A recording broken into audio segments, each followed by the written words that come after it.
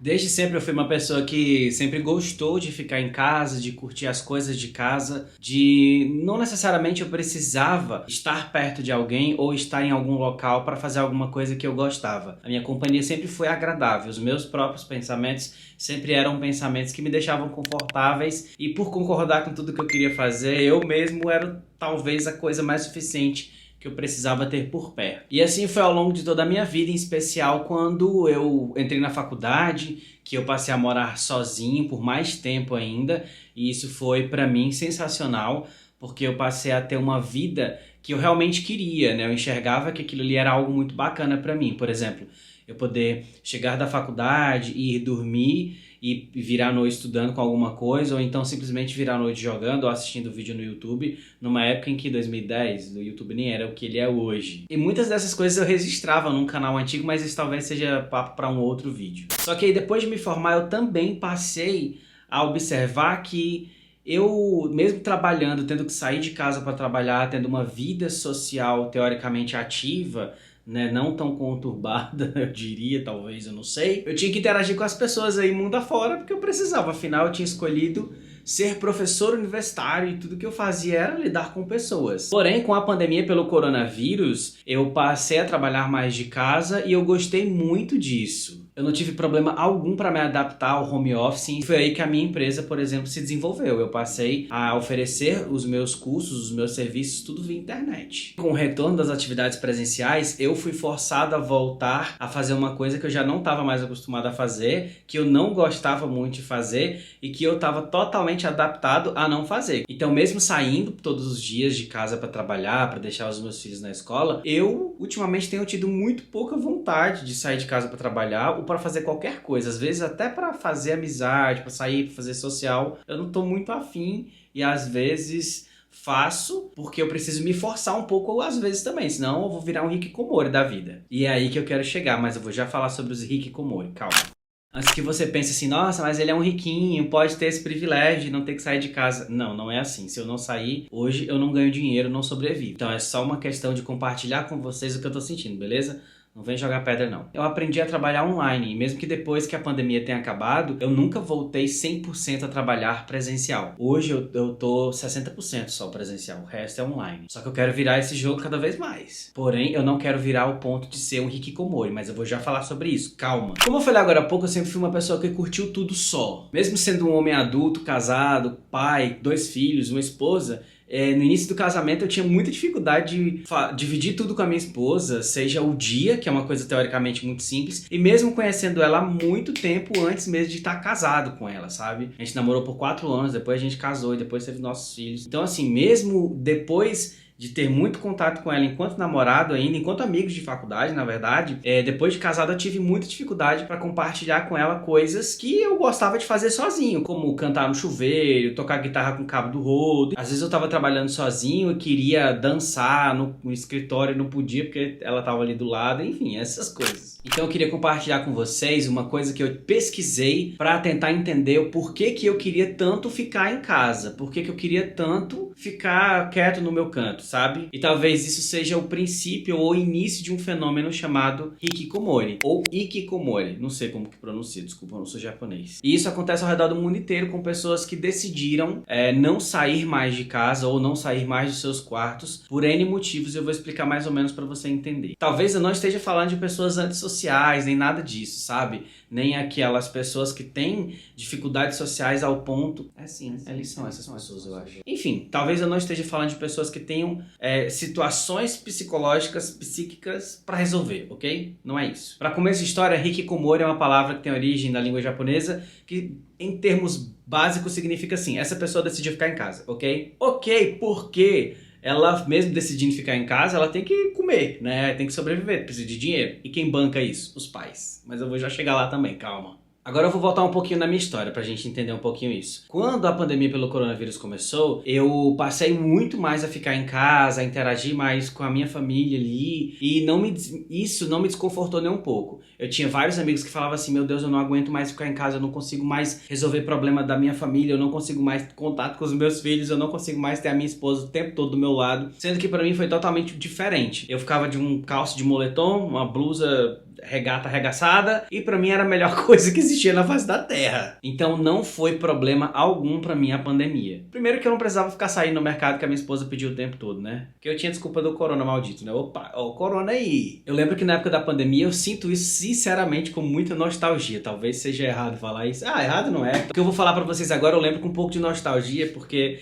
na pandemia eu saía de casa quase nunca, e quando eu saía era tudo empacotado pra comprar alguma coisa, e eu ficava o tempo todo dentro de casa com eles, assistindo alguma coisa, ou até mesmo trabalhando, mas assim, eu tava dentro de casa. Eu ia pro escritório de cueca e de camiseta aqui em cima, e tava suficiente, como eu tô agora, por exemplo. Mas eu não podia sair de casa, hoje eu já posso. Não quero, mas eu posso. E pra mim era uma coisa maravilhosa, porque, curiosamente, a época de chuva é uma época que eu gosto muito. E a época da pandemia, aqui no Brasil, começou aqui no norte, na época de chuva também pra gente. Então, assim, eu tava preso dentro de casa, não precisava sair pra trabalhar e ainda tinha chuva, que era uma maravilha, é um fenômeno que eu amo. O friozinho, sabe? Então, pra mim, foi sensacional. Foram os primeiros meses da pandemia, apesar do caos lá fora, e eu não tô sendo individualista em falar isso, tá? Desculpa. Eu não tô. Se você perdeu alguém da sua família, não entenda isso como um gatilho, não queria engatilhar você, mas eu consegui curtir um pouco esse momento de ter ficado em casa. Eu sei que é um privilégio, desculpa. É isso. Você pode estar pesquisando sobre esse tema agora e caiu nesse vídeo. Então presta atenção. O que é o hikikomori? Bem, primeira coisa que você precisa saber. Uma pessoa que se declara, ela não se declara porque ela não sente, ela não sabe que ela tá lá dentro, né, desse fenômeno. Mas assim, uma pessoa que é declarada hikikomori, ela não necessariamente tem uma situação psicológica, neurológica para resolver. Ela não tem um transtorno, ela não tem que fazer terapia, ela não tem que tomar remédio, nada disso, tá? Ela simplesmente sofreu algum tipo de pressão ao longo de muito tempo, não foi de ontem para hoje que ela, opa, acordei hikikomori aqui. Não. É uma pessoa que entrou nesse limo, né? Porque ela simplesmente passou a vida inteira sofrendo algum tipo de pressão. Seja uma pressão da sociedade, seja uma pressão da família, seja pressão, seja lá do que for. Mas ela teve essa pressão e ela se isolou por medo de não atingir essas expectativas, dentre outras coisas. E esse fenômeno chama hikikomori, e essa palavra é de origem japonesa, porque esse fenômeno se originou lá. Não é que ele se originou lá, mas isso aconteceu porque lá pelos anos 90, o Japão ele explodiu uma bolha relacionada a questões financeiras e imobiliárias, e fez com que a moeda japonesa tivesse um outro valor. E eles passaram a viver num momento financeiro crítico, ao ponto de que o governo injetava dinheiro para resolver o problema da falta de dinheiro, que era causada porque tinha muito dinheiro. E eles vivem, né, hoje um problema muito sério, que é salários que não aumentam, não tem melhorias salariais até hoje, né? Mas mesmo assim é um país super desenvolvido, terceira ou quarta economia, não sei exatamente, mas assim, uma puta economia, mas mesmo assim sofre com essas coisas, né? Então esses jovens, teoricamente, né? Porque hoje os estudos já apontam pessoas idosas fazendo parte desse fenômeno, né? Antes eles viam mais jovens, de até 39 anos, pessoas de até 39 anos. Inicialmente eles levantavam esses dados com base em pessoas que passavam pelo menos 6 meses trancados, literalmente, né? Ou com pouquíssima interação social. E você pode estar pensando assim, mas será que isso não é algum transtorno? Será que isso não é agravado? Olha, não sou psicólogo, não sei. Mas é muito fácil eu, por exemplo, como autista e com dificuldades sociais, de me confundir e de me acreditar que eu sou uma pessoa dessa simplesmente porque eu gosto de ficar sozinho em casa. E foi assim que eu comecei esse vídeo. Mas é óbvio que eu não posso ser considerado um hikikomori, né? Primeiro que porque eu não tenho quem me sustente, então não tenho essa escolha. Por que esse fenômeno não se alastrou por outros países, né? Não tanto quanto é no Japão. Porque simplesmente no Japão esse problema é tão grave que o governo orienta os familiares a ter renda suficiente para sustentar essas pessoas. Porque não existe uma bolsa hikikomori, meu filho. Não existe uma aposentadoria para essas pessoas. Eles simplesmente decidem parar de trabalhar, decidem parar de estudar, decidem parar de interagir com a sociedade por conta da pressão da sociedade. E isso causa um tanto de problema social que você não faz ideia. Se a gente fosse parar para pensar, por exemplo, em quantas pessoas vivem assim, milhares, milhões de pessoas, né? Então, é uma dificuldade que o governo provavelmente vai encontrar daqui a algum tempo, porque daqui a pouco essas pessoas vão envelhecer, né? E como já aconteceu muito no Japão, por exemplo, de algumas pessoas morrerem, alguns idosos, e só descobrirem que essa pessoa morreu porque o compartimento dela estava podre, e aí acabou chamando a família, ou o bombeiro, ou a polícia, sei lá o que foi, e encontrar aquela pessoa pútrida ali. Então, assim, daqui a pouco esse problema vai ser muito maior, porque socialmente ele já é grande. né? Afinal, olha o tanto de pessoa que deixa de trabalhar, olha o tanto de pessoas que deixam de contribuir com a sociedade. No Japão já tem um problema da sociedade que é muito velha, né? Pode ser que esse fenômeno não afete outras sociedades, como por exemplo a sociedade brasileira, pela dificuldade. Porque quantas pessoas do Brasil não gostariam, não sei se eu posso falar isso, mas quantas pessoas do Brasil não seriam hikikomori, simplesmente porque elas já estão cansadas de viver expostas a tantos problemas sociais, tantas crises, epidemias urbanas, de acidente, de violência. A violência é uma pandemia surreal. E se a gente pudesse escolher, a gente não estava mergulhado nela. E olha que eu tô muito longe de grandes centros que sofrem com isso, como Rio, São Paulo. O número de pessoas que vivem nessa situação, por exemplo, no Japão é tão grande que existem empresas que são especializadas em limpar apartamentos que pessoas que morreram porque estavam isoladas e como ninguém conhece, ninguém tem contato com elas, acabou que essas pessoas simplesmente desapareceram, morreram, estavam lá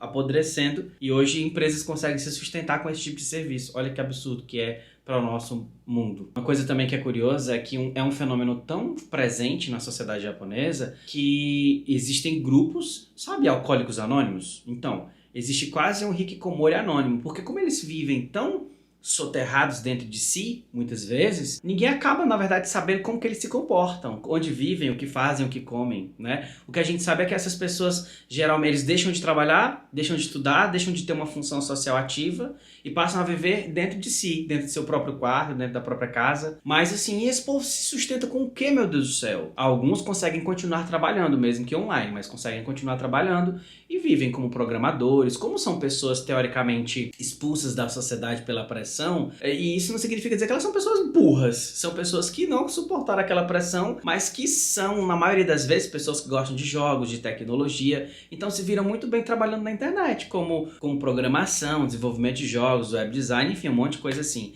Então eles continuam, na verdade, trabalhando, né?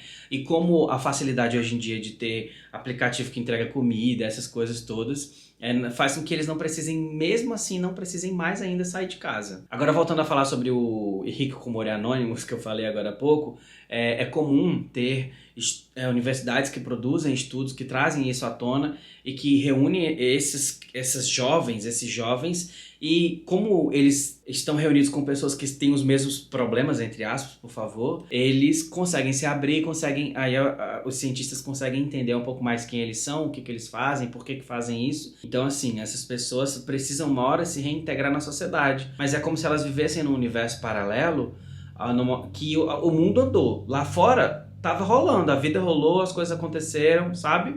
Mas elas pararam no tempo, na visão de quem tava de fora.